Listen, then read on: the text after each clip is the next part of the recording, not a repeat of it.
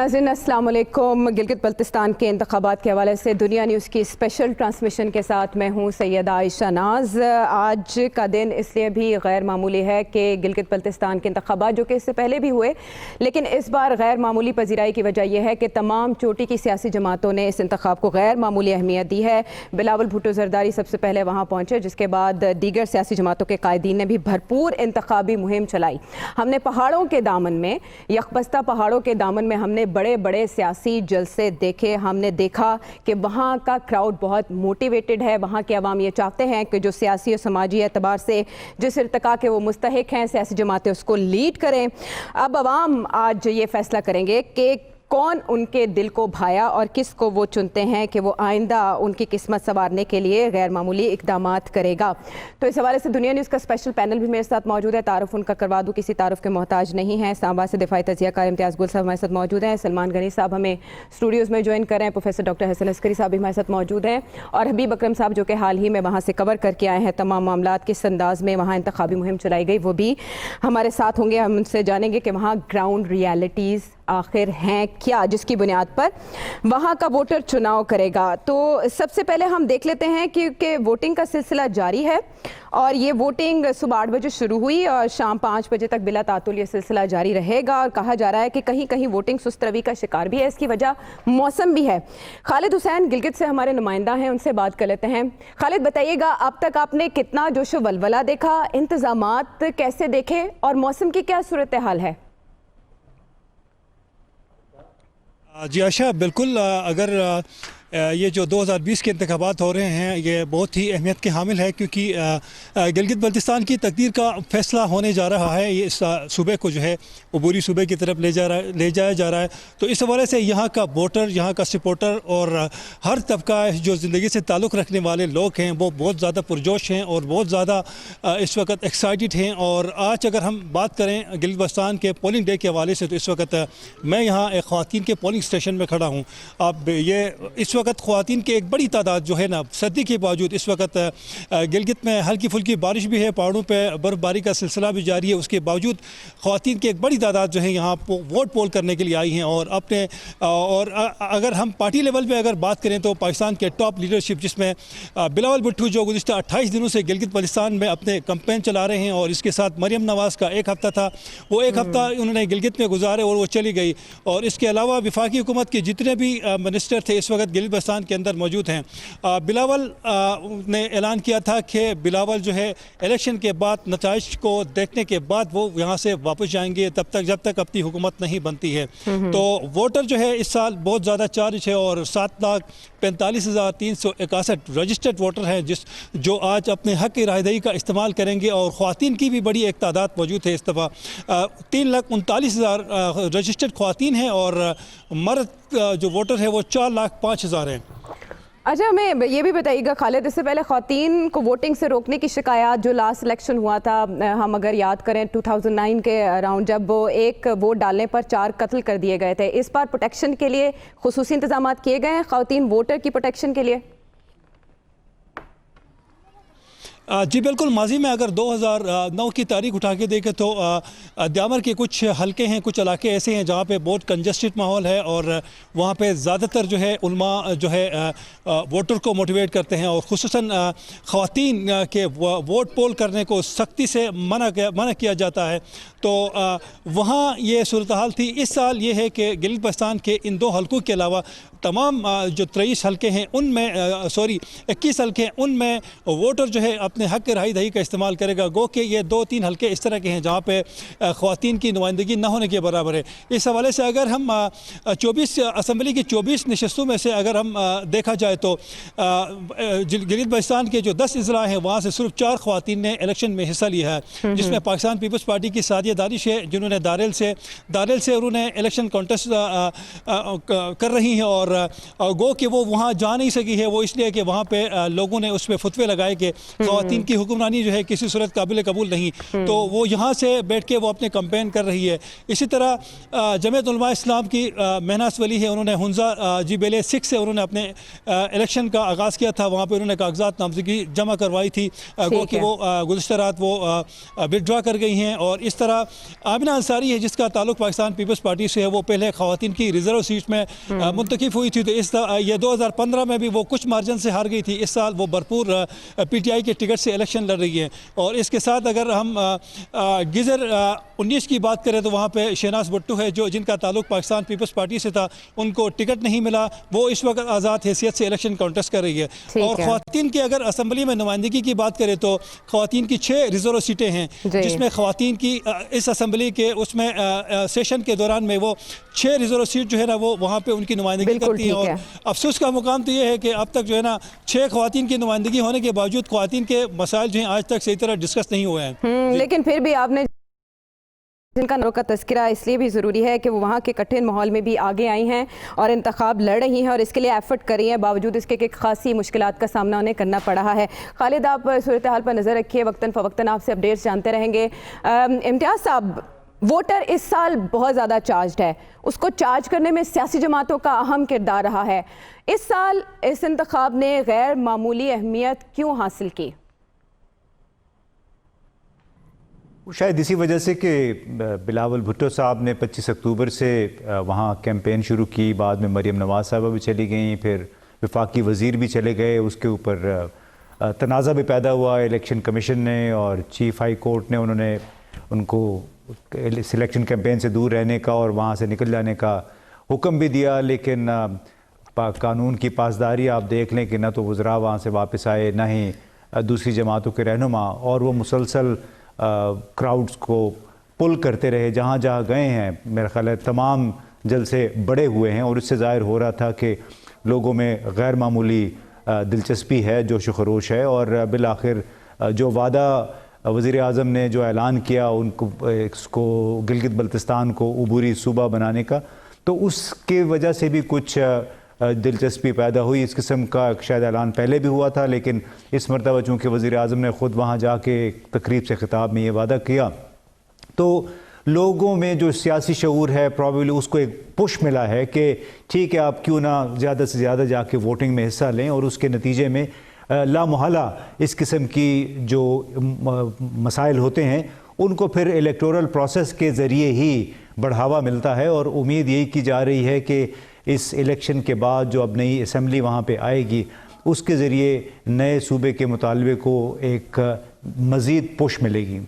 ठीक है, मज़ीद पुश मिलेगी। तो सलमान साहब, कैसा इसे टेस्ट केस देख रहे हैं आप पाकिस्तानी सियासत के लिए? सलमान साहब, देखिए आयशा, इसमें मैं समझता हूँ कि सबसे अहम बात यह है कि 2 असम्बलियों के इलेक्शन पहले भी हो चुके हैं, लेकिन कराची से लेकर खैबर तक के अवाम जो है पहली दफ़ा गिलगित बल्तिस्तान के इंतखाबात के हवाले से बहुत ज़्यादा दिलचस्पी ले रहे हैं, इसलिए कि वहाँ पर ये गैर मामूली इंतखाबी कैंपेन थी। आयशा, अभी वो जो खालिद बात कर रहे थे कि वहाँ पर ख़वातीन की जो वोटिंग है उसके मुकाबले में मर्दों की तादाद तो बहुत ज़्यादा है। और मैं समझता हूँ कि ये जो गिलगित बल्तिस्तान के अंदर पाकिस्तान की सियासी लीडरशिप गई है और वहाँ के अवाम जोश व जज्बा है, ये उनका जमहूरियत के साथ उनकी एक कमिटमेंट है। और मैं ये सोच रहा था कि देखिए, लोग किस खुशी से, किस फालहाना तरीके से पाकिस्तान की सियासी क़यादत के ख़यालात, जज्बात और एहसासात सुनते हैं, और लोग उनसे बड़ी सारी तवक्कुआत और उम्मीदें कायम करते हैं। और सियासी बदकिस्मती ये है कि जब ये लोग इलेक्ट होके आते हैं तो फिर चूँकि उन्हें उनके एतमाद पर पूरा उतरना होता है, तो इस हवाले से मायूसी होती है। ये मायूसी नहीं होनी चाहिए। देखें, बात यह कि गिलगित बल्तिस्तान के अंदर इंतखाबी अमल हो रहा है, आज पाकिस्तान के लोगों की नजरें गिलगित बल्तिस्तान पे है, इससे पहले माजी में ऐसा नहीं होता रहा। तो ये इस बात का सबूत है कि पाकिस्तान के अवाम की डेमोक्रेसी के साथ, जमहूरी अमल के साथ, जमहूरी इदारों के साथ एक कमिटमेंट है, लिहाजा ये एहतराम जो है कायम रहा। बिल्कुल, बहुत ज़्यादा इंटरेस्ट इन इलेक्शंस के हवाले से शाह महमूद कुरैशी मुल्तान में मीडिया से गुफ्तगू कर रहे थे और हम बात कर रहे हैं, वापस उसी तरफ जाएंगे। गिलगित बल्तिस्तान के इलेक्शंस गैर मामूली अहमियत के हामिल और इसको सियासी जमातों ने तो हवा दी, लेकिन वहाँ की आवाम ने खासा वेलकम किया। जो भी लीडर वहाँ पहुँचा, हमने देखी बड़ी तादाद आवाम की जो कि वहाँ नारे लगाती रही और सपोर्ट करती रही अपने अपने उम्मीदवारों को। और इसमें हमने देखा कि कुछ अपोजिशन जमातों ने धांधली के इल्ज़ाम भी वक्त से पहले आयद किए हैं और हुकूमत का ये कहना है कि अपोजिशन क्योंकि जानती है कि वो हार रही है, इसलिए धांधली के इल्ज़ाम आयद किए जा रहे हैं। हम कुछ तारीख का भी जिक्र करेंगे और मुस्तकबिल का भी, और सलमान साहब से इससे पहले हमने राय ली। तो प्रोफेसर साहब, what next after this election, आप क्या देख रहे हैं? सबसे पहले धांधली का इल्ज़ाम एक तो मैं ये देख रहा हूँ, वैसे ये है कि धांधली के इल्ज़ाम से आप घबराएं ना। अच्छा। दुनिया की एक बड़ी जो कुव्वत है यानी अमेरिका, उसके सदर ने धांधली की बात करके धांधली करने के अमल को एक बैनुल-अक़वामी रिकग्निशन दे दी है कि अमेरिका जैसे मुल्क जहाँ स्टेबल सिस्टम है वहाँ भी ये गड़बड़ें शिकायतें लोगों को पैदा होती हैं। तो एक तो खैर चलिए, ये तो वैसे ही है कि धांधली का इल्ज़ाम तो लगेगा क्योंकि हमारे पॉलिटिकल कल्चर का हिस्सा है। उसके बाद जो असल चीज़ जो है ना, मेरे नज़दीक दो चीज़ें देखने वाली हैं।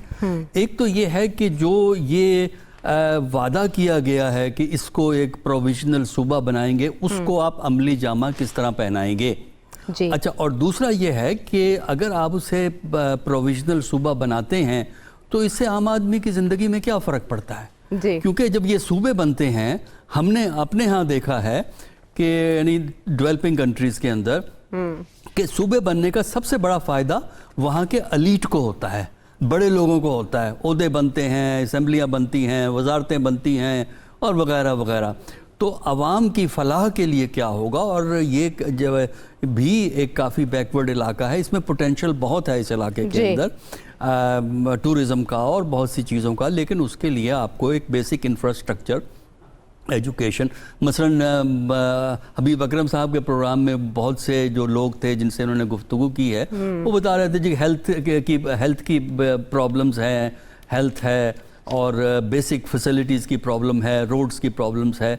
तो मेरा ख्याल ये है कि इलेक्शन उस वक्त जायज़ियत इख्तियार करते हैं जब इलेक्शन के नतीजे में ऐसी हुकूमत आए जिससे कि आवाम के मामलात और मसाइल को हल करने में मदद मिले, तो उससे जो है ना फिर फ़ायदा होगा। तो हमें देखना ये है कि क्या इससे गिलगित बल्तिस्तान के आम आदमी की किस्मत बदलेगी या वही पुराना किस्सा कि बड़े लोग लड़ाई करेंगे ओहदों के लिए और गरीब आदमी उसी तरह ख़राब होता रहेगा। अच्छा, अब ग्राउंड रियलिटीज़ की बात हो रही है तो हबीब साहब, आप तो अभी अभी देख कर आए हैं जो सरताज अजीज़ साहब की रिपोर्ट की रोशनी में जिन इकदामात की सिफारिश की गई थी, आपने ये पिछले 2 सालों में देखा पीटीआई ने वहाँ कितने फंड्स लगाए और क्या वहाँ का वोटर एक्सेप्ट कर रहा है जो उससे वादों का यकीन दिलाया जा रहा है?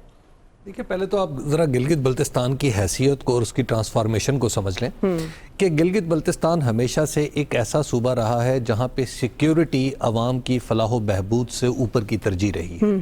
वहाँ पे हमारी इस्टेब्लिशमेंट, वहाँ पे हमारी फ़ौज और फिर उसकी खुद उसकी जोग्राफ़ी हैसियत और इंटरनेशनल हैसियत कश्मीर से जुड़े होने की वजह से, इस वजह से वहाँ पर उस तरह तरक्याती काम नज़र नहीं आते आपको जिस तरह आप मुल्क के दीगर हिस्सों में, हत्ता कि आप पसमानदा तरीन इलाके बलूचिस्तान में भी चले जाएं। फाटा में भी आप फाटा में भी जिस तरह सिक्योरिटी ने अवाम की फलाह के ऊपर तरजीह हासिल किए रखी है, यही सूरत हाल वहां पे नजर आती है। अच्छा। ये जो इलेक्शन में आपको यकायक एक गुबार सा उठता दिखाई नजर आ रहा है, हाँ। एक रौनक नजर आ रही है, हाँ। उसकी बुनियादी वजह यह है कि वो जो क्लच है या वो पॉलिसी जो है वो थोड़ी सी तब्दील हुई है और यहाँ पर रियल पॉलिटिक्स को जगह दी गई है। अच्छा। तो इस वजह से यहाँ पर आपको जो इलेक्शन होता हुआ नजर आ रहा है उसमें सब लोगों का इंटरेस्ट है। दूसरी बात, आप जो गिलगित को अगर आप जोग्राफी एतबार से तकसीम करें या सियासी एतबार से तकसीम करें गिलगित बल्तिस्तान को, तो आप उसके 3 हिस्से हैं और तीनों डिविजन्स, एडमिनिस्ट्रेटिव डिविजन्स भी हैं। एक है गिलगित बजाते खुद और इसके अंदर 4 डिस्ट्रिक्ट हैं। एक है बल्तिस्तान जिसका हेडक्वार्टर स्कर्दू है और दूसरा और तीसरा है जो द्यामिर जिसका हेडक्वार्टर है चलास। इन तीनों में ज़बानों के फ़र्क भी हैं, रहन सहन का फ़र्क भी है, अंदाज़े फ़िक्र का फ़र्क भी है, और उसके साथ साथ ज़बानों का फ़र्क तो आप इतना, और फिर पॉलिटिकल अंडरस्टैंडिंग का भी बहुत बड़ा फ़र्क है। अच्छा। मसलन जो चिलास है वहाँ पर मज़हब की तरफ रुझान ज़्यादा है, वहाँ पे मसलकी इख्तलाफात रोल प्ले करते हैं। गिलगित शहर में इस तरह के मसलकी इख्तलाफात रोल प्ले करते हैं। बल्तिस्तान में चूँकि एक ही मसलक की अक्सरियत है तो लिहाजा वहाँ पर ये इख्तलाफात उस तरह अपना किरदार अदा नहीं करते। और उधर क्या चीज़ किरदार अदा करती और है? उधर वहाँ पर असल बात यह है कि वहाँ पर आपका जो कारकर्दगी है, वहाँ पे जो परफॉर्मेंस है पार्टीज की, वो बहुत ज़्यादा मैटर करती है। और उसके साथ साथ वहाँ के जो अहम लोग हैं, जो राजगान हैं, जो वहाँ के मकपून हैं, जो वहाँ के दूसरे लोग हैं, वो भी अपना किरदार अदा करते हैं। तो लिहाजा इस सूरत हाल में आपको इन 3 रीजन्स को अलग अलग करके देखना होगा और वहाँ की जो पॉलिटिकल रियलिटीज़ हैं उनको सामने रखना होगा। तो जहाँ तक वहाँ के जो मसाइल हैं, अगर उनको आप देखें तो वहाँ पर मसाइल निहायत बुनियादी नौइयत के हैं। जैसे सेहत के मसाइल के बारे में प्रोफेसर साहब बता रहे थे, वहाँ पे सड़क जो है वो बुनियादी मसला है। उसकी वजह यह है कि सड़क से सियाहत जुड़ी हुई है और सियाहत से रोज़गार जुड़ा हुआ है, और अगर आपकी सड़क ख़राब है तो इसका मतलब है ना सियाहत है ना रोज़गार है। और दूसरा अहम तरीन मसला वहाँ पर ये जो टेलीफोन का है, यानी मवासलात का, मवासलात टेलीकम्युनिकेशन का, जो टेलीकम्युनिकेशन का मसला वो इतना गंभीर है वहाँ पे कि इंटरनेट जो है वहाँ पे एक ही हमारी सरकारी कंपनी है जो SCO जहाँ पे जो काम करती है, बाकी कंपनियां वहाँ पे काम नहीं करती, क्योंकि वहाँ पे कंपटीशन नहीं है, लिहाजा इंटरनेट ना होने के बराबर। और ये सिक्योरिटी रीजंस की वजह से तो ये सिक्योरिटी रीजंस की वजह से है। और लास्टली मैं अर्ज करूंगा कि इसमें ये जो रीजन है आपका, जो गिलगित बल्तिस्तान है, इसमें अगर किसी ने समझा है इस रीजन को, तो वो एक शख्स था, उसका नाम है जुल्फकार अली भुट्टो, और दूसरा शख्स जिसका उसने समझा है उसका नाम है आसिफ अली जरदारी। अच्छा। आप पूरी की पूरी जो डेवलपमेंट है गिलगित बल्तिस्तान की, जो डेवलपमेंट, पॉलिटिकल डेवलपमेंट है, आप सिर्फ और सिर्फ भुट्टो और आसिफ अली जरदारी के अलावा किसी को भी ये क्रेडिट नहीं दे सकते। सो मच सो कि हमारे नवाज शरीफ साहब ने अपनी वजारत उज़्मा के दौर में जो गिलगित बल्तिस्तान का ऑर्डर था जिसके जरिए ये सूबा बना, उसमें ऐसी तरमीम कर दी कि एक दफा फिर जो इख्तियारात हैं वो जॉइंट सेक्रेटरी को दे दिए, जो वजारत उमूर कश्मीर में एक नालायक बैठा होता है। ठीक है। हालत यह है कि वजारत अमूर कश्मीर से लोग उतनी ही नफरत करते हैं गिलगित बल्तिस्तान में जितनी हम पाकिस्तान में इंडिया से हमारे जज्बात भड़कते हैं। ठीक है। जब आपकी गिलगित बल्तिस्तान के अंदर सूरत हाल ये है कि मुझे वहां पर मोतबर लोगों ने बताया, टीचर्स ने बताया कि एक दफ़ा उनकी मुस्तकली का मसला था, तो उनकी मुस्तकली करने के लिए उन्होंने अपने वज़ीर आला से रब्ता किया। उन्होंने कहा जी कि ये वजारत उमूर कश्मीर से इसका ओके होगा। ठीक है। टीचर्स ने सोचा कि हम खुद वहां चले जाएं, तो वहां पे जो जॉइंट सेक्रेटरी था उसके आगे कारिंदों ने कहा टीचर्स को कि आप बताएं कितने पैसे देते हैं और शाम को हम आपका नोटिफिकेशन कर देंगे। अच्छा। ये है आपका इस्लामाबाद जिस तरह गिलगित बल्तिस्तान को चलाया जा रहा है। बिल्कुल ठीक है। और क्या आगे भी इसी तरह चलाया जाएगा, ये बहुत अहम सवाल है। एक सियासत जो यहाँ हो रही है, क्या वो पाकिस्तान की रिवायती सियासत के मुताबिक ही चलेगी या ऐसे हट के कोई डगर इख्तियार की जाएगी? ये दुनिया न्यूज़ की स्पेशल ट्रांसमिशन में इसके जवाब ढूंढेंगे। ब्रेक के बाद वापस आते हैं।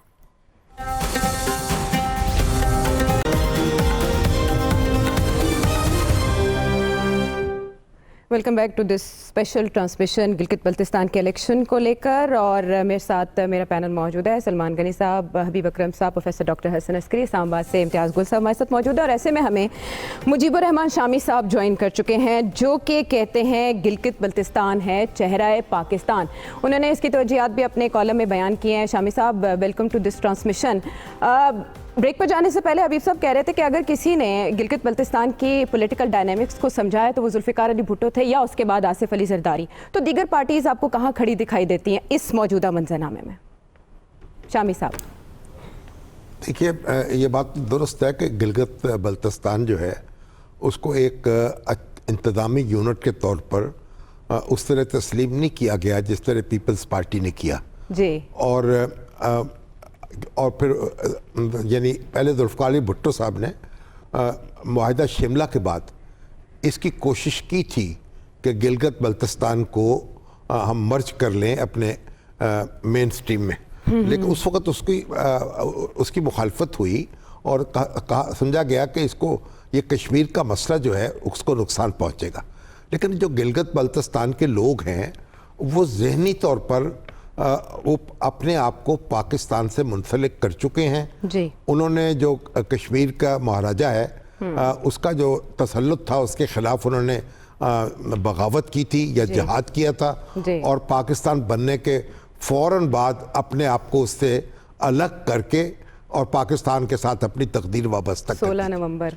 अब तकनीकी तौर पर तो वो कश्मीर का हिस्सा हैं, क्योंकि उन्होंने अक़वाम मुत्तहिदा की जो करारदादें हैं उनके मुताबिक वो उनको भी वोट डालना है जब रेफरेंडम होगा या अक़वाम मुत्तहिदा के तहत रायशुमारी होगी मुस्तकबिल का फैसला करने के लिए। लेकिन अब एक पाकिस्तान में भी एक कंसेंसस आ गया है और गिलगित बल्तिस्तान की जो अहमियत है वो उसमें कई गुना इजाफा हो गया है, क्योंकि जब से CPEC जो है शुरू हुआ है और चाइना के साथ हमारी जो हमसायगी है वो हमारे इस खित्ते की मरहून मन्नत है। तो उसकी वजह से अब पाकिस्तान का जो मुस्तकबिल है, हमारे वज़ीर आज़म बार बार कहते हैं, इमरान खान साहब, और इससे पहले भी ये बात कही जाती है कि वो चीन के साथ ताल्लुक़ आपका जो है वो उसके साथ वाबस्ता है।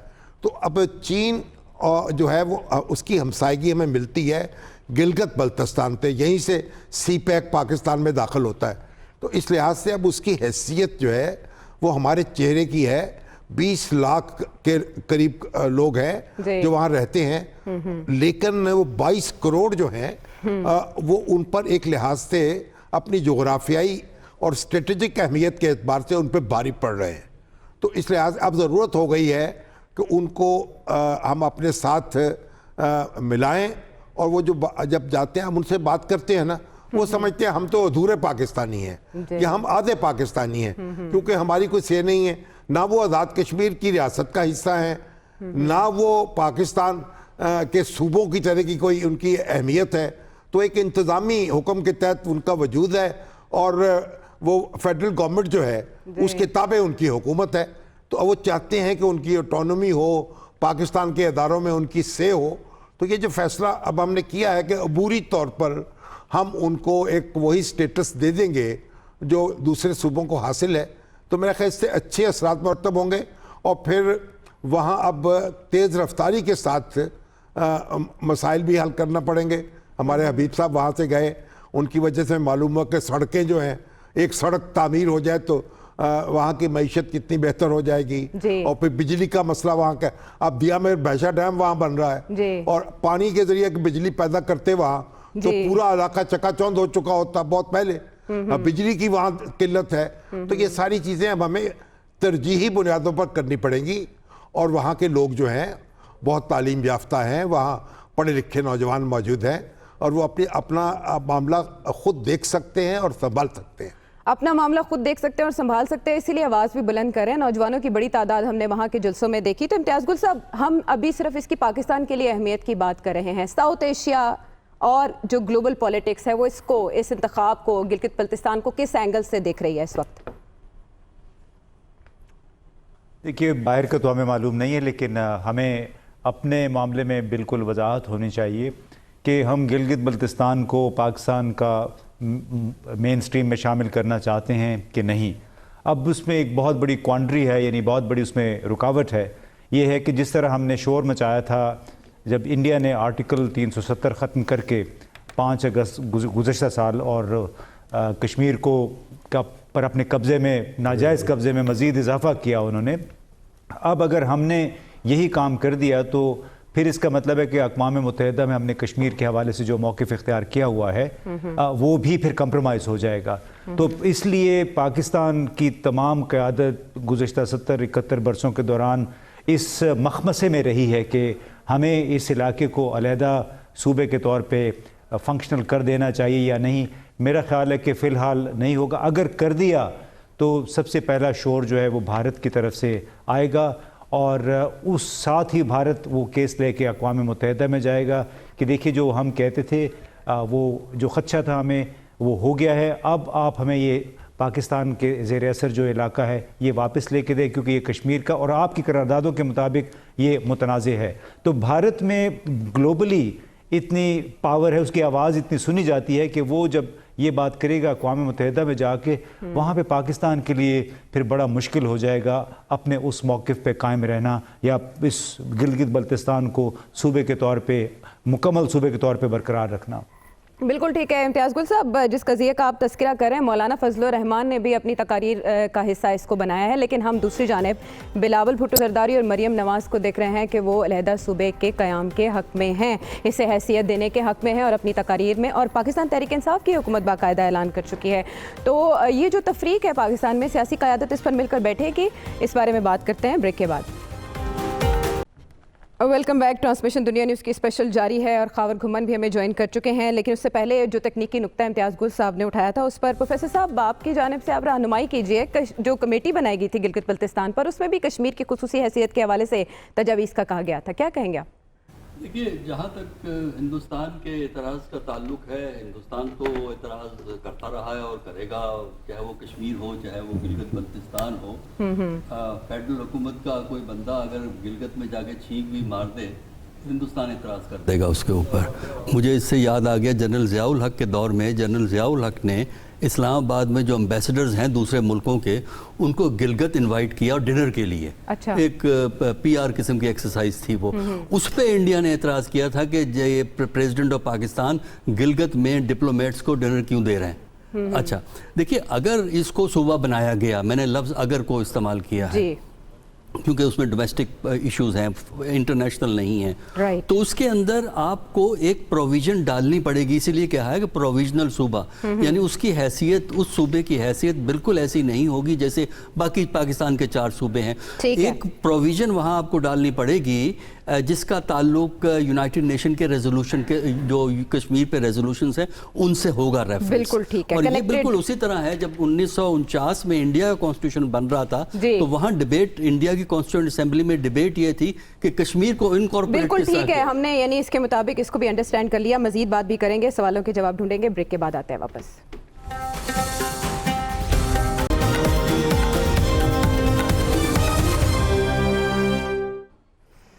वेलकम बैक नाजरीन। दुनिया न्यूज़ की स्पेशल ट्रांसमिशन गिलगित बल्तिस्तान के इंतखाबात के हवाले से गैर मामूली अहमियत के हामिल ये इंतखाबात, क्योंकि हर जमात वहाँ कामयाबी और दूसरे की नाकामी का दावा कर रही है और अपोजिशन जमातों की जानिब से वक्त से पहले, इंतखाब से पहले ही धांधली के इल्ज़ाम आयद किए गए हैं। बिलावल भुट्टो तो बाकायदा कह चुके हैं कि अगर धांधली की गई तो इस्लामाबाद की जानिब मार्च करेंगे। PDM का जो हुकूमत मुखालिफ इत्तेहाद है, उस हवाले से भी इस इंतखाब को खासी अहमियत दी जा रही है। खावर घुमन हमें इस्लामाबाद से ज्वाइन कर चुके थे, तो ज़रा उनसे जान लेते हैं। खावर, हमें तो ये बताया जा रहा है कि वहाँ कांटे का मुकाबला है, लेकिन ऑपोजिशन का ये कहना है, कुछ रहनुमाओं का, कि सर्वेज या कुछ दीगर चीज़ों से यूँ लगता है कि नताइज या फैसला पहले ही PTI के हक में कर दिया गया है। आपके पास क्या इत्तलात हैं अब तक की वोटिंग ट्रेंड्स के बारे में? देखें, 2018 के जब इंतखाबात हुए तो हमने काफ़ी ज़्यादा हबीब अकरम साहब के तबसरों और तजियों पे इन्हिसार किया था। इस्लामाबाद के अंदर जो 5-6 कॉन्स्टिट्यूंसी रावलपिंडी इस्लामाबाद के इर्द गिर्द पड़ती हैं, वहाँ पे हम खुद भी गए और वहाँ पे जब लोगों से बातचीत हुई और वो हमने जो प्रोजेक्शंस की बीइंग इन मीडिया, तो वो मोरलेस सारी की सारी सही साबित हुई। तो लग तो यही रहा है कि वहाँ पे अपेरेंटली PTI में चूँकि सारे विनिंग हॉर्सेस ऑलरेडी वहाँ पे ज्वाइन कर चुके हुए हैं, तो वो कुछ इंडिपेंडेंट्स के साथ, MWM के साथ मिला के हुकूमत बना लेंगे। अब यहाँ तक बात है नून लीग और पाकिस्तान पीपल्स पार्टी की। देखें, वो अगर ये कहना शुरू कर दें कि जी वहाँ पे इंतखाबात बहुत अच्छे हो रहे हैं, जल्द से जुलूस करने की कोई रोक रुकावट नहीं, जो कि हमने टेलीविजन पे देखा, उनकी लगातार कवरेज देखी और भरपूर तरीके से उनकी कैंपेन को भी कवर किया गया, उन्होंने कैंपेन की भी। अगर वो ये कहना शुरू कर दें कि वहाँ पे मामला ठीक चल रहे हैं, उनकी डिमांड ये थी कि फ़ौज को वहाँ पे ना लगाया जाए, फ़ौज वहाँ पे नहीं लगी। वहाँ के जो चीफ इलेक्शन कमिश्नर है, उन्होंने बेचारे बारहा प्रेस कॉन्फ्रेंस की, उन्होंने कहा खुदारा अगर आपको या किसी भी पॉलिटिकल पार्टी को कोई चीज़ नज़र आ रही है कि वहाँ पे इंतखाबी अमल में कोई रोक रुकावट है, कोई वहाँ पे हम कोई धांधली की कोशिश कर रहे हैं, तो वो हमें बताएं और मीडिया के ऊपर लेके आएँ ताकि उसका हल निकाला जाए। बाकी अगर वो ये बात नहीं करेंगे कि जो धांधली का मामला है या धांधली होने जा रही है या हमारे वोट चुराए जा रहे हैं, तो वो जो PDM का एक बयानिया है, PDM ने जो एक माहौल क्रिएट किया हुआ है जिसका यकीनी तौर पर नून लीग और पाकिस्तान पीपल्स पार्टी बड़ा हिस्सा है, तो वो फिर मेरे ख्याल में उसको बहुत ज़्यादा नुकसान पहुंचने का ख़तरा है। लिहाजा वो एक ये हल्की फुल्की मौसीकी कह लें, हल्का फुल्का बयानियाँ वो जारी सारी रखेंगे।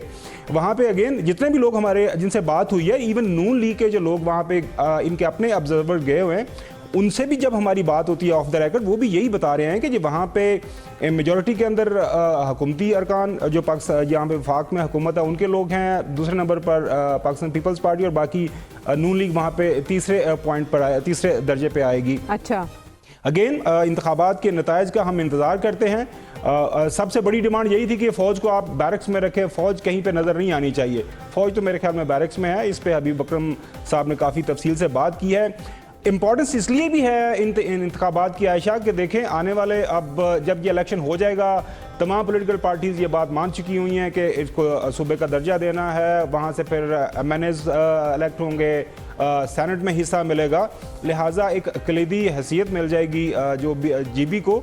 उस तनाजुर में बड़ी भरपूर कोशिश की गई तमाम पॉलिटिकल पार्टीज़ की तरफ से, और एक अच्छा मेरे ख्याल में हमें इंतखाबी दंगल देखने को मिलेगा।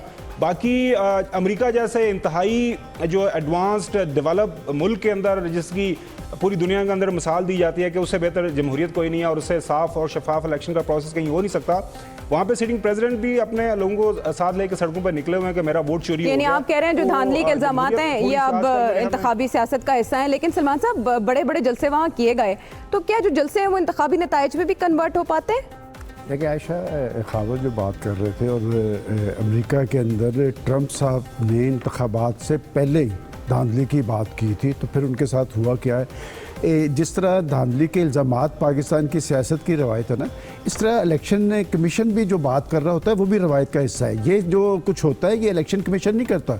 इलेक्शन कमीशन ने पोलिंग स्टेशंस पे अपने जो मामलात और इक़दामात करने होते हैं, ये सब कुछ इलेक्शन की सतह पे कहाँ पर होता है, क्यों कर होता है, ये इस पर कोई दो आरा नहीं। लेकिन ये इंपॉर्टेंट क्वेश्चन है कि मैंने देखा है कि वहाँ पर जो जलसे हो रहे थे वो चार्ज क्राउड था।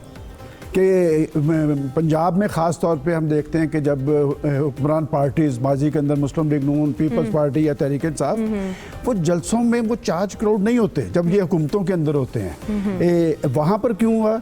मैंने वहाँ पर अपने कुछ दोस्तों से रब्ता किया तो उन्होंने कहा जी उनके लिए ये एक सियासी मेला ही है, वो बड़ी खुशी का इजहार है, जोश है, वलवला है। तो मरियम नवाज़ के जलसों में भी वही लोग आते हैं जो बिलावल भुट्टो के जलसों में आते हैं या अमीन गंडापुर के जलसे में आते हैं। तो मैं समझता हूँ कि ये खुश आइंद चीज़ है। अब ये जो धांधली के इल्ज़ामात की बात की गई है, ये एक्चुअल प्रेशर टैक्टिक्स होते हैं ताकि रिजल्ट्स में क्या हो। मैं नहीं समझता कि जो सूरत हाल पाकिस्तान के अंदर बनी हुई है वहाँ पर गिलगित बल्तिस्तान में इलेक्शन डे जो आज का डे है वहाँ पर ऐसी सूरत हाल नहीं है। लेकिन मुस्लिम लीग नून के हवाले से जो एक आम तअस्सुर था कि जी उनका ये कहना है कि जी हमारे लोग टूट के चले गए, तो ये रवायत भी तो बहुत पुरानी है पाकिस्तान के अंदर। जो इनके 5-6 मिनिस्टर्स थे, इनका जो स्पीकर था वो छोड़ के चला गया, तो ये काम पंजाब के अंदर भी होता रहा। लिहाजा ये कोई गैर मामूली बात नहीं है, यहाँ कोई ये नई रवायत कायम नहीं होने जा रही। लेकिन ये बात ज़रूर है कि गिलगित बल्तिस्तान के इलेक्शन जो है वो सिर्फ इलेक्शन नहीं है। मैं समझता हूँ जैसे अभी शामी साहब बात कर रहे थे, इसकी बहुत ज़्यादा अहमियत है, ख़ास तौर पे CPAC के हवाले से। तो लिहाजा वो जो कहा गया है कि वहाँ पर जो तरक्याती अमल नहीं थी, ये फैसिलिटीज़ नहीं है, तो आने वाले वक्त के अंदर वहाँ पर फैसिलिटीज़ भी लोगों को देनी पड़ेगी। और जब लोगों के नुमाइंदे, मैं हमेशा कहता हूँ कि जो इलेक्टेड बंदा होता है ना, उसका हाथ लोगों की नब्ज़ पे होता है, वो खुद को जवाबदेह होता है। ये हम पाकिस्तान की सियासत पे और मीडिया के माज पे नहीं देख रहे। जो लोग सबसे ज़्यादा फस क्रिएट कर रहे हैं उनका कोई इंतखाबी हल्का नहीं है, उनकी वजह से इंतशार और खलफशार कहा जा रहा है कि ये पाकिस्तान तहरीक इंसाफ की हुकूमत के खिलाफ रेफरेंडम साबित होगा। दूसरी जाने PTI शामी साहब ये कह रही है कि मुस्लिम लीग नून और पीपल्स पार्टी की कारकर्दगी यहाँ के अवाम देख चुके हैं। ये आने वाले दिनों में इस मुल्क की सियासत को शेप कर सकते हैं इंतखाबात? नहीं, मुल्क की सियासत पर उसके असरात तो होंगे। असल में देखिए, जो हमारी तीनों बड़ी सियासी जमातें हैं जी, उन्होंने जिस तरह की कंपेनिंग वहाँ की है, मेरा ख्याल गिलगित बल्तिस्तान तो इससे बिल्कुल नावाकिफ था। यानी पूरी पाकिस्तानी पॉलिटिक्स जो है वहाँ डिस्कस हुई है, वही इल्ज़ाम तराशियाँ, वही गाली गलोच, वही दुश्मनाम तराजी जो पाकिस्तानी सियासत में होती है, वो गिलगित बल्तिस्तान के इलेक्शन में भी उसकी इंतखाबी मुहिम में हुई है। हालांकि मैं नहीं समझता कि इस हद तक इन जमातों को जाना चाहिए था एक दूसरे के ख़िलाफ़। वहाँ एक उसकी ख़ास अहमियत है गिलगित बल्तिस्तान की। अभी तक वो पाकिस्तान का उस तरीके से हिस्सा नहीं है जिस तरह बाकी इलाके हिस्सा है। और गिलगित बल्तिस्तान के लिए पाकिस्तान के अदारे जो हैं, पाकिस्तान की दफाई अदारे जो हैं, उनकी भी अपनी ख़ास अहमियत है। तो वहाँ ये बयानियाँ जो पाकिस्तान की पॉलिटिक्स में है उसको आप एक मन लेके जाएंगे तो मैं नहीं समझता कि ये कुछ ज़्यादा दानिशमंदी का काम था। लेकिन बहरहाल अब हुआ है। अब एक जो भी इसके नतीजे निकलेंगे उसके असरात कुछ ना कुछ तो मुरतब होंगे। लेकिन इसके मतलब नहीं, देखिए ना, अभी तो ये जो एक सर्वे आए हैं, गैलप का पोल आया है, उसमें तो वो कह रहे हैं कि जी पीटीआई जो है उसको लीड कर रही है। हाँ, और इमरान खान साहब की जो सिलेक्ट किया। शख्सियत है, जी। शख्सी तौर पर वो अपने हरीफों से आगे हैं। जी। तो अब देखेंगे कि ये किस हद तक इंतखाबी गैलप नताइज तो उसके माना मुताबिक सरकार होंगे। किया था। गैलप का सर्वे वाकई ऑथेंटिक है, चूंकि इस तरह की वजाहत भी आई है कि गैलप वाले तरदीद तालब करते नहीं नजर है। आ रहे हैं। खुद उसका गैलप ने ताल्लुक। वजाहत की है उन्होंने कि कहा वो हमारा खबर नहीं है। नहीं, गैलप ने ये वजाहत किया कि उनके हवाले से कि सर्वे को झूठा मंसूब करार किया दिया गया। गया। हाँ, उनसे उसको उन्होंने मंसूब कहा किया कि सर्वे गया। हमने ही वही बात, किया। लेकिन उसमें ये नुकता तो है उन्होंने ना री-इंडोर्स किया। हबीब साहब, शामी साहब की जो बात गैलप है, ने गैलप ने री-इंडोर्स किया है। गैलप ने कहा है कि हमारा ही हाँ है। हाँ, यही मैं कह रहा हूँ ना। उन्होंने उनका सर्वे जो है उन्होंने उसको कबूल किया है। लेकिन हाँ, लेकिन उसमें लेकिन फिर सोशल वही बात मीडिया पे उसकी तरदीद भी तरदीद भी चल रही है, तो मिक्स हो गया तरदीद काम। आई, लेकिन एक चीज तो शामी साहब, हबीब साहब वो मानेंगे ना, तरदीद कर दी है उन्होंने। बिल्कुल ठीक है। लेकिन शामी साहब की एक बात तो है ना कि आजमाए हुए नहीं है पाकिस्तान तहरीक इंसाफ को, वहाँ के अवाम ने आजमाया नहीं, तो ये देखिए- प्लस पॉइंट हम कह सकते देखिए हैं। असल बात यह है हाँ। कि जो पाकिस्तान में जो हुकूमत होती है ना, जी। आप वहां देखिए, अब ये हबीब साहब गए तो लोगों से जो सवाल होते थे ना, लोग समझते हैं कि जो अपोजिशन में है पाकिस्तान में, उनसे ज्यादा तवक्कुआत वाबस्ता नहीं करते कि भाई ये कहाँ से फंड्स मिलेंगे, कहाँ से तरक्याती मंसूबे बनेंगे। तो एक नफसियाती तौर पर उन इलाकों में, जो गिलगित का इलाका हो या आज़ाद कश्मीर का इलाका हो, जी। जो फेडरल गवर्नमेंट कायम होती है ना, जी। उसके साथ उस तरह की मुखासमत नहीं होती, बल्कि एक थोड़ा उखुवत का रिश्ता जो है वो जोड़ने की ख्वाहिश होती है उनके साथ। शामी साहब, देख। इसकी एक रीज़न लीगल भी है, वो कॉन्स्टिट्यूशनल है। वो ये है कि बाकी सूबों में हुकूमत दूसरी इसलिए बनने के इम्कानात होते हैं कि एनएफसी गारंटी करता है कि उस सूबे को पैसे मिलेंगे। यहाँ पर जो पैसे गिलगित बल्तिस्तान या आज़ाद जम्मू कश्मीर को जाते हैं वो डिस्क्रेशनरी होते हैं। बिल्कुल ठीक। और ये डिस्क्रेशन होती है आम तौर पे किसी जॉइंट सेक्रेटरी की या इस तरह के किसी शख्स नुमा क्लर्क की, या हमारे जो अली अमीन गंडापुर इस केस में, नहीं तो रिलीज करने की बात है, वो रिलीज करने की, लेकिन वो- वैसे तो जी। उनका वो पीएस मुख्तस है। जी, हिस्सा मुख्तस किया जाता है, लेकिन उसकी हैसियत ये है कि वो उस तरह नहीं है कि जिस तरह एनएफसी में जैसे एफबीआर से रिफंड मिलता है, वो नहीं इस्लामाबाद उसी से जुड़ तरीके के से रहना पैसे उनको पड़ता है। मिलते हैं। बिल्कुल इस्लामाबाद ऐसे से जुड़ के हवाएं रहना देखनी पड़ता पड़ती है। लेकिन हबीब साहब यहाँ पे टेक्निकल उसके एस्पेक्ट की तरफ आते हैं। आपने इलेक्शन कारवां भी कवर किया था, तो उससे पहले भी आपने जो इंतखाबात थे उनको देखा। यहाँ आप बताएं, हुकूमत बनाने के लिए कितनी सीट्स चाहिए, कौन से आपको लगता है इत्तेहाद फ्यूचर में बन सकते हैं, कौन से गैर फितरी होंगे? देखिए 24 सीटें टोटल यहाँ पर, यानी जिन पर इलेक्शन होता जी। है, और उसके बाद कुछ एडिशनल सीटें हैं, लेकिन इस वक्त 23 सीटों पर इलेक्शन हो रहा है। इन 23 सीटों में आप उम्मीदवारों को, जहां एक तो हैं पॉलिटिकल पार्टीज के उम्मीदवार, ये एक कैटेगरी के उम्मीदवार। राइट। दूसरी कैटेगरी उन आज़ाद उम्मीदवारों की है जो वहाँ के पुराने रहने वाले हैं, मसलन राजगान, वज़ीर और मकबून, यानी कुछ नाम जिनके शुरू में राजा और वज़ीर आता है वो वहाँ के अहम लोग हैं, कुछ नाम जिनके शुरू में मीर आता है वो अहम लोग हैं, और कुछ नाम जिनके आखिर में मकबून आता है वो अहम लोग हैं। ठीक है। ये वो लोग हैं जो वहाँ के रवायती हुक्मरान हैं और इनका असर व रसूख आज भी कायम है। और तीसरी बात वहाँ पे ये है कि जो विफाक के साथ वहाँ पे के जो पॉलिटिकल अंडरस्टैंडिंग है लोगों की, उसको बिल्कुल इस पे क़यास ना करें जो आप लाहौर, कराची, इस्लामाबाद देखते हैं। ठीक है। उसकी वजह यह है कि वहाँ पे मैं आपको बताऊं कि जगलोट एक गिलगित के करीब जगह है, बड़े मुझे वहाँ पे एक साहब मिले, तो उन्होंने पीपल्स पार्टी का झंडा अपने मोटरसाइकिल पे लगाया हुआ, पीपल्स पार्टी का बैज अपने मोटरसाइकिल अपने लगाया हुआ। तो मैंने उनसे बात की, तो मैंने कहा आप किसको सपोर्ट करेंगे? उन्होंने कहा मैं PMLQ के उम्मीदवार को सपोर्ट करूँ।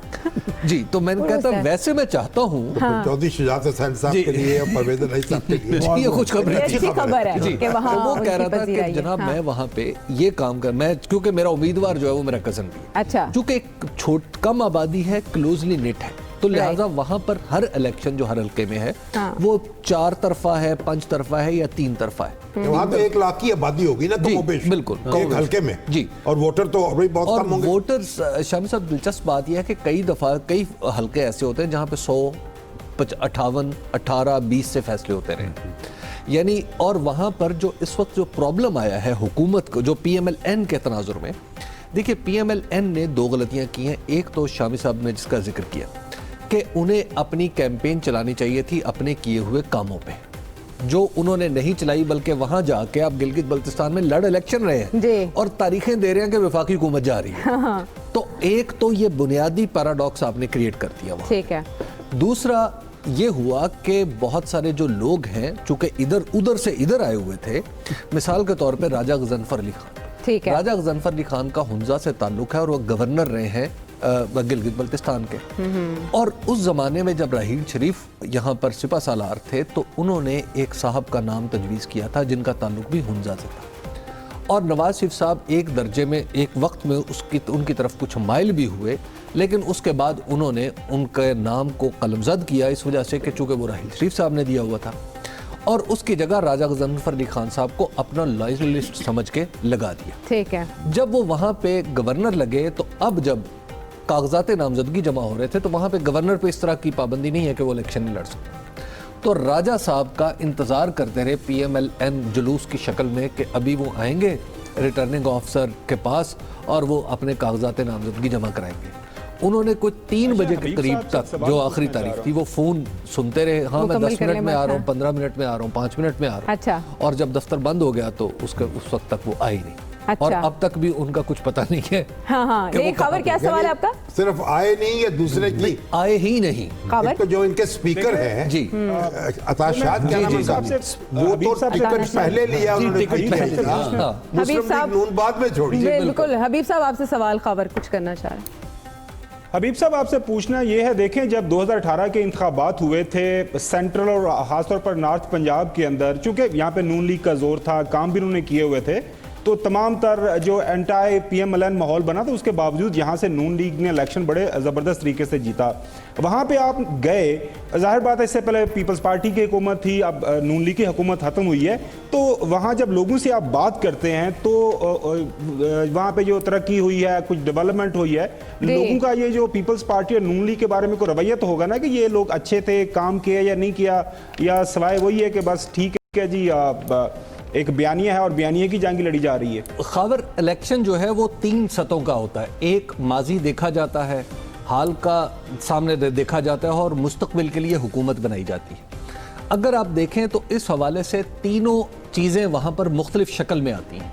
मसलन वहाँ पे लोग ये समझते हैं, पागल नहीं है, वो समझते हैं कि पीपल्स पार्टी ने हमें आईनी हुकूक दिए, PMLN ने एक बेटर गवर्नेंस का नमूना क्रिएट किया। लेकिन मुस्तकबिल जो है इन दोनों जमातों का, वो देख रहे हैं कि फिलहाल वफाक में उनकी हुकूमत नहीं है, तो हुकूमत तो मुस्तकबिल के लिए बनानी है, तो मुस्तकबिल की हुकूमत जो है वहां पे इसलिए PTI की बनती हुई नजर आ रही है। तो लिहाजा ये तीनों फैक्टर हर इलेक्शन में सामने आते हैं। बिल्कुल ठीक और है। वहां पे चूंकि एक कॉन्स्टिट्यूशनल अरेंजमेंट नहीं है कि किसी को गारंटी नहीं किया जा सकता कि वहां पर सियासी तब्दीली जो है गिलगित बल्तिस्तान की मुश्किलात का बाइस बन सकती है, ये वहां के लोगों का ख्याल है। ठीक है। कि अगर यहाँ पर PTI ना हुई तो हमारा मसला पैदा हो सकता है फंड्स का, क्योंकि उनके पास कोई कॉन्स्टिट्यूशनल गारंटी नहीं है जो पंजाब के पास है, सिंध के पास है, बलूचिस्तान के पास है या KP के पास है। इसीलिए यहाँ पे डिफरेंट हुकूमतें बन सकती हैं।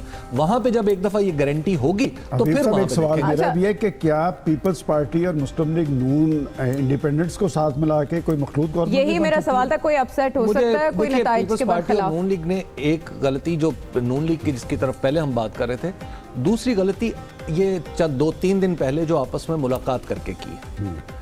इलेक्शन के तनाजुर में आप वहां पर हरीफ हैं, हर हल्के में इम्तियाज साहब की तरफ भी आ जाएं, और आप दोनों मुलाकातें कर रहे हैं और उसकी तस्वीरें छपवा रहे हैं अखबारात में और सोशल मीडिया पर। बिल्कुल ठीक है। ये हबीब साहब आप समझते हैं कि ये गलती की है, लेकिन देखते ही हैं कि नताइज पर असरअंदाज है। इम्तियाज गुल साहब, हवाले से मैं कुछ बड़ा दिलचस्प नुक्ता है, दिलचस्प नुक्ता है। इम्तियाज गुल साहब क्या कहेंगे आप? ये जो मैं ये कहना चाहता हूँ, जो 3 दिन पहले ये एक तस्वीर छपी थी एक बड़े कौमी अखबार के पहले सफ़े पे, और उस तस्वीर में दो साबिक वज़ीर आज़म के एक साहबजादे हैं और दूसरी साहबजादी हैं। तो मैं ये सोच रहा था, और ये सवाल मेरे अपने तमाम साथियों के लिए भी है, कि हम इनको किस मायार पे परख रहे हैं। यानी मरियम नवाज़ को क्या हम झूठ, मुनाफकत की बुनियाद पे परख रहे हैं कि उन्होंने बड़ी ज़बरदस्त कैंपेन की वहाँ पे? यानी आप ट्रस्ट डीड देख लें, आप उनके ये देख लें कि मेरी यहाँ पे कोई, यहाँ तो लंदन में तो क्या यहाँ भी जायदाद नहीं है, और उसके अलावा जो इस्टेब्लिशमेंट के हवाले से जो उनका बयानिया था। और दूसरी तरफ बिलावल भुट्टो जरदारी साहब आप ये भी सोचें, आप में से किसी ने कभी सवाल किया हम में से कि 1.53 अरब यानी 1.5 अरब रुपए का मालिक है ये बंदा, 19 जायदादें हैं उसकी इस्लामाबाद में। क्या वो इतना बड़ा बिजनेसमैन है कि उसको 19 जायदादें उसने खुद यहाँ पे पैदा कर ली हैं? उसकी 1 दर्जन के करीब उसकी प्रॉपर्टीज़ जो हैं वो दुबई में हैं। हमने कभी इस बात पे सोचा क्या जो गिलगित बल्तिस्तान के पढ़े लिखे लोग हैं क्या उन्हें ये मालूम नहीं है? और क्या वो ये नहीं सोचेंगे कि भाई आपके पास अगर सूबे का स्टेटस है या नहीं है, हुकूमत, इख्तियार, फाइनेंसेस वो तो आपके पास हैं। तो अगर आप ईमानदार हों, दयानतदार हों, उसूल पसंद हो, जुर्रतमंद हो, तो आपके पास अगर आपकी सियासी नुमाइंदगी कौमी असम्बली में नहीं भी है, वहाँ पे तो आप मकामी नुमाइंदे हैं। तो क्या आपने वहाँ दूध और शहद की नहरें बहा दी थी जो पिछले 10-15 साल से आप वहाँ पे हुक्मरान हैं? तो वहाँ के गिलगित बल्तिस्तान हो या फाटा हो, ये लोग ज़रूर इस बात पे, जो पढ़े लिखे लोग हैं, नौजवान हैं, वो ज़रूर सवाल करेंगे कि आपने पिछले 15-20 साल में क्या किया। छेड़ दिए पॉलिटिकल रियलिटीज़ की बात, लेकिन मुझे ब्रेक का कहा जा रहा है। सलमान साहब अगर रुके आप, और जवाब भी हम इस हवाले से ज़रूर लेंगे। ब्रेक के बाद वापस आते हैं तो ये जो नुक्ता छेड़ा है इस पर बात आगे बढ़ाते हैं।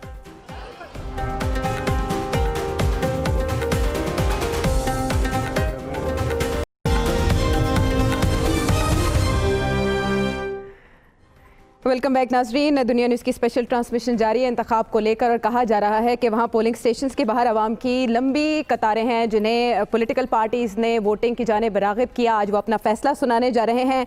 इस हवाले से पाकिस्तान तहरीक इंसाफ का ये दावा है कि इस इंतखाब में वो पार्टी और मुस्लिम लीग नून भी अपनी कामयाबी के लिए पुरुमीद है। लेकिन बहुत अहम नुक्ता हमारे ट्रांसमिशन में सलमान साहब जो उठाया गया कि मरियम नवाज और बिलावल की जो मुलाकात थी उसने डैमेज किया, और फिर इम्तियाज़ गुल साहब कह रहे हैं कि ये दोनों जमातें जो वहाँ बरसर इक़्तिदार रह चुकी हैं वो किस बुनियाद पर वोट मांग रही हैं। देखें आयशा, मैं तो बतौर जर्नलिस्ट किसी को करप्ट डिक्लेयर नहीं करता जब तक कि कोई अदालती फैसला उसके हवाले से ना हो। पाकिस्तान में तो बहुत शोर डाला गया था नवाज शरीफ साहब के बारे में, अदालती फैसले की मौजूदगी के सूरत में भी फर्क नहीं पड़ता नवाज शरीफ साहब के, और बिलाखिर आपने उन्हें हुकामा में निकाला। बात ये कि वहाँ पर यह फैसला तो गिलगित और बल्तिस्तान के अवाम ने करना है कि कौन करप्ट है, कौन नहीं है, कौन नाअहल है, कौन अहल है। बात ये कि इस तरह हमें कहना नहीं चाहिए। और अगर ऐसी बात थी कि जिस तरह वो तस्वीर की बात की गई है, तो वहाँ पर उनके वो जो हज़ारों के जलसे थे, क्या वहाँ के लोगों को नहीं पता कि जिनका करैक्टर क्या है, और या जो पीडीए के जलसे चले आ रहे हैं। बात है कि मैं अपनी एक जाती राय दे रहा हूँ कि हमें ये बात इस तरह की किसी को ये सर्टिफिकेट देने की जरूरत नहीं है कि फलां करप्ट है या फलां नहीं। ये फैसला पाकिस्तान के अवाम को करना है। और यही इल्जामात माजी के अंदर भी लगते रहे कि पीपल्स पार्टी के खिलाफ भी एक वाइट पेपर आया, लेकिन पीपल्स पार्टी तो बड़ी सियासी हकीकत है। इसी तरह तहरीक इंसाफ है। आज तहरीक इंसाफ क्या 2 साल से हुक्मरान नहीं है, वहाँ पर जो फैसिलिटीज वोट नहीं ले सकते थे, ये चीजें वहाँ के लोगों ने देखनी है। और आज फैसला होगा और आज रात को फैसला आ जाएगा। और इस तस्वीर का इम्पैक्ट क्या हुआ ये भी वहाँ पर गिलगित और बल्तिस्तान के अवाम ने देख लिया। अवाम क्या देख के वोट देंगे? देखिए बात यह है कि हमारे यहाँ पॉलिटिकल पोलराइजेशन इतनी ज़्यादा हुई भी है कि आप किसी पे जो मर्जी इल्ज़ाम लगा दें, जो उसके हमायती हैं वो हमेशा उस इल्ज़ाम को गलत समझते हैं, चाहे कन्विक्शन भी हो जाए तब भी वो उसको गलत जो है वो समझेंगे। तो लिहाजा उसकी वजह से जो लॉयलिस्ट है, चाहे कितनी ही करप्शन की हो, उसके लिए वो तावीलें निकाल लेता है, और इसकी वजह से हमारे यहाँ मसले हल भी नहीं होते। तो मेरा अपना ख्याल ये है कि लॉयलिस्ट जो स्टैंड करता है आपके साथ, और बाकी दूसरे लोग जो एतराज़ करेंगे वो तो ज़ाहिर है करते हैं, लेकिन वोट जो है वो पोलराइज हुआ है। लेकिन देखिए गिलगित बल्तिस्तान में एक और चीज़ देखने वाली है कि हमारी नेशनल पार्टीज़ ने, मेन स्ट्रीम पार्टीज़ ने डोमिनेट किया है, तो उसकी वजह से जो वहाँ की लोकल लीडरशिप है वो तो हमें इसमें ज़ाहिर ही नहीं हुई। ऐसा लगता है कि ये सारा ही 3 बड़ी पार्टियां उस इलेक्शन को कंट्रोल करती हैं। वहाँ लोकल लीडरशिप मौजूद है, जेन्युइनली जो लोगों के पास जाते हैं, लोग उठते बैठते हैं, उनको आपने साइड ट्रैक करना कोई मेरे नज़दीक कोई दानिशमंदी की बात नहीं थी। जी शामी साहब, 300 के करीब जो लोकल है। लेकिन देखिए बिलावल भुट्टो जो हैं वो तो अभी प्रैक्टिकल उसके अंदर आए नहीं, ना वो आप पब्लिक ऑफिस होल्डर रहे, ना वजीर रहे, ना वजीर आला रहे, ना वजीर आजम रहे। उनके हवाले से ये करप्शन की बात तो बहुत नाइंसाफ़ी है। उनके पास तो जो कुछ है वो विरासत में मिला है। तो विरासत अब ये आप जहां फिर उनके वालिदैन का पूछना चाहिए कि उन्होंने कितने इत्तेफाक इकट्ठे और कर जहां तक नहीं हमारा ये मनसब नहीं है, ये कानून में जो लोग अदालतों में जाना चाहते हैं जाएं। दूसरी बात ये है कि जो मरियम है या बिलावल हैं, लोग उनके जलसों में आ रहे हैं, उनको सुन रहे हैं, वो जिंदा हकीकतें हैं, हम उनका इनकार नहीं कर सकते। हम आंखें बंद कैसे कर सकते हैं? तो जाहिर है कि बड़ी पार्टीज को रिप्रेजेंट कर रहे हैं और उनके अपने हल्का असर है। अच्छा, तो खबर आपके ख्याल में वहां का जो वोटर है वो क्या देख के आज वोट कर रहा है? देखिए, वो मैंने एक बड़ा बुनियादी सा सवाल किया था। आप चूंकि बड़े तबसरा निगार हैं, बड़े एंकर हैं, हबीब अकरम साहब भी, तो उन्होंने बड़ा वो बीच का जवाब दिया कि 3 डिफरेंट उसके फैक्टर्स हैं, तो वो एक फैक्टर ये करता है तो दूसरा फैक्टर वो करता है। बुनियादी सवाल ये है कि फ़र्ज़ करें आप मेरे से पूछती, ये सवाल मेरे से किया जाता, तो मैं जीबी या वहाँ पे डिस्ट्रिक्ट से हो के वापस आता, मैं बताता कि जी पिछले साल 5 साल या 10 साल की हुकूमत की वजह से वहाँ पे कारकर्दगी की बुनियाद पे अगर वोट मिलना चाहिए तो आज इस पार्टी को मिलना चाहिए, क्योंकि लोग खुश हैं। लोगों से यकीनी तौर पर बात हुई है हबीब अकरम साहब की। हाँ, बाकी कुछ कानूनी मुशगाफियाँ तो हैं जीबी के हवाले से, उसे तो हम बिल्कुल वो सरफे नज़र नहीं कर सकते। असल मसला देखें ये भी है कि जब हम अपनी मुल्की सियासत के ऊपर बहस कर रहे हैं, पिछले 5 साल से कम से कम तो मुल्क के अंदर जो सियासत के ऊपर बहस हो रही है, उसमें एक सबसे बड़ा जो आंसर है वो यही है कि कौन सी पॉलिटिकल पार्टी के अंदर वो कौन से लोग बैठे हैं और कौन सी पॉलिटिकल पार्टी कितनी करप्ट है। आजकल तो करप्शन गिर्द गिर्द ही बयानिया चल रहा है। तो क्या सुप्रीम कोर्ट ने जो फैसले दिए उसको हम बिल्कुल कह रहे हैं कि जी उसको हम नहीं मानते? क्या एहतसाब अदालतों के जो फैसले आए हम उनको नहीं मानते? मैं बिल्कुल इस बात से एग्री नहीं करता कि जी हमें नहीं कोई आर्गूमेंट लेना चाहिए। अगर इस मुल्क का आइन कवानीन कुछ कह रहे हैं कि जी किसी ने गलती की है या किसी के खिलाफ कोई फैसला आया है, तो मेरे ख्याल में उसमें मेरी या किसी दूसरे मुबसर की ये राय नहीं हो सकती ये फैसला गलत है, ये सही है, इकामा है या नहीं है। आपकी मुल्क की सबसे बड़ी अदालत ने अगर फैसला दिया है तो वो फैसला है। बाकी जहां तक बिलावल भुट्टो जरदारी साहब का ताल्लुक है, तो अगर उनके पास जायदाद आई है अरब रुपए की है, कोई ये 1000 लाख करोड़ नहीं है, 1.5 समथिंग जो अरब की बात कर रहे हैं, तो उसके ऊपर एक आम लोगों के सामने एक सवाल तो हम कम से कम रख सकते हैं। हम बिल्कुल नहीं कह रहे कि वो करप्ट है, लेकिन ये सवाल तो रख सकते हैं कि मोहतरम आपके पास ये जो इतना पैसा आया है ये कहाँ से आया है? ये मरियम के पास जो पैसा आया है कहाँ से आया है? और पूरी दुनिया के अंदर सबसे बुनियादी सवाल यही होता है। देखिए, रूल्स एंड रेगुलेशन तो एक साइड पे हैं, लेकिन सियासत के अंदर कुछ अखलाकियात भी होती है, और ये जो पैमाना है तमाम पॉलिटिकल पार्टीज के ऊपर ये मेरे ख्याल में आना चाहिए। हमारी सियासी जमातों को जवाब देनी चाहिए। ये सारी नहीं है कि जी मैं ये हम एक खलते वापस कर रहे हैं, हम मौजू से हट रहे हैं। बिल्कुल ठीक है। बात के दादा एक बड़े बिजनेसमैन थे, बिल्कुल, ये अपनी बड़े जगह पर इंडस्ट्रियलिस्ट फैक्ट्स थे, हैं, और लेकिन उनके जो आपका बिलावल है उसकी वालदा, उसके नाना के हवाले सुन पर इल्जाम आयद किए जाते हैं। ये बहस चल रही है ट्रांसमिशन में। ब्रेक के बाद वापस आते हैं।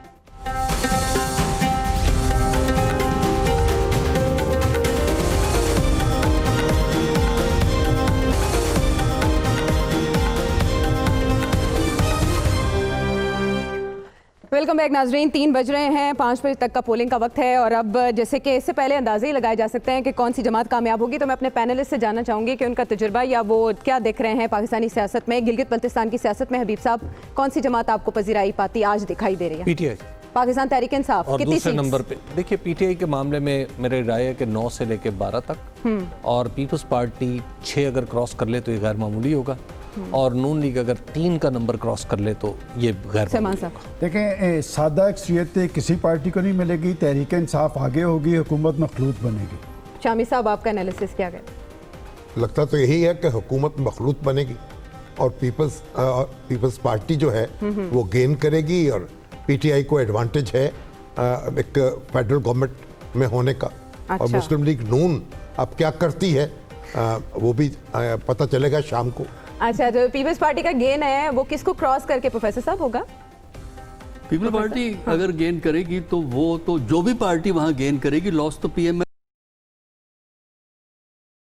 पार्टी ली थी, लिहाजा पीएमएलएन को इसमें हमें नुकसान होता हुआ नजर आ रहा है। और पाकिस्तान तहरीक इंसाफ आपको लीड करती दिखाई दे रही है?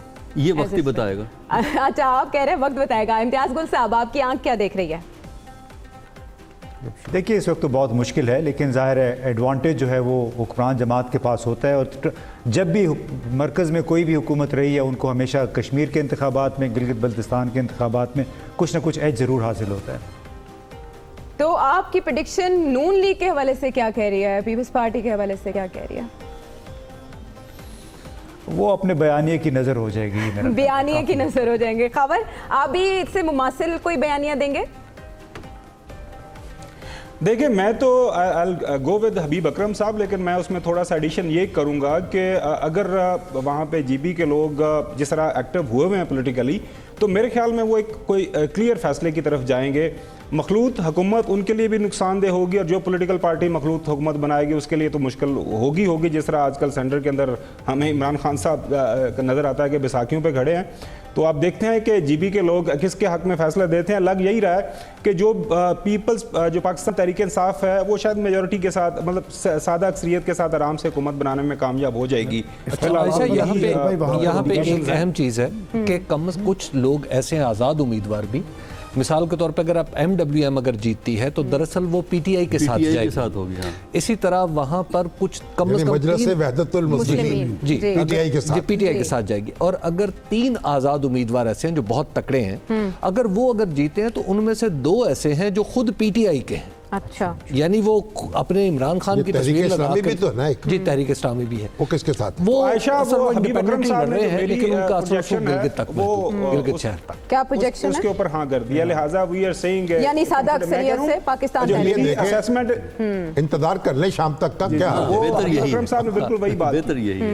मेरा ख्याल मरकज़ वाला तजर्बा ही वहाँ पर ना हो कि जिस तरह यहाँ पर मखलूत गवर्नमेंट बनी है और वहाँ पर भी, और मखलूत गवर्नमेंट जो है फैसला साजी के हवाले से हमेशा बहरान से 2-4 होती है। अच्छा, लेकिन इसके बाद अगला मरहला वैसे आयशा मैं कह रहा हूँ 2023 में जो सलमान गनी साहब ये मखलूत हुकूमत का भी कजिया खत्म हो जाएगा, एक क्लियर मेजोरिटी हमें नजर आ जाएगी जो भी पोलिटिकल पार्टी हो। 2023 के इंतखाब की बात कर रहे देखेंगे बैठ के हैं इकट्ठे। तो इसका इम्पैक्ट उस पे भी होगा शामी साहब। What next? नहीं, अब ये तो बड़ा मुश्किल है कहना कि 2023 में क्या होगा, और शाम तक भी इंतजार कर ले तो क्या हर्ज है। हम कोई इतनी इल्म आदात के माहिर तो नहीं है ना हम। अच्छा, तो इस पे जो अगली कानून साजी नहीं, देखिए हमें इतना कोई फंसी होने की जरूरत नहीं है। जो भी रिजल्ट आएगा हम जाहिर है कबूल करेंगे। हम तो धांधली की बात नहीं करेंगे ना, ये भी अंदाज़ है। दूसरी पार्टियां धांधली की बात करेंगे। जी, खबर असल मसला नताइज कबूल करने में है। आयशा देखें, पूरी दुनिया के अंदर मीडिया हाउसेस, अभी अमेरिका के अंदर उन्होंने प्रोजेक्शंस दी।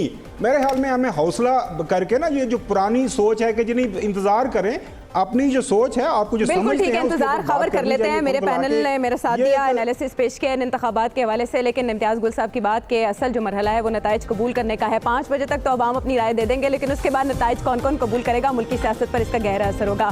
साथ देने का शुक्रिया। देखते रहिए दुनिया न्यूज़।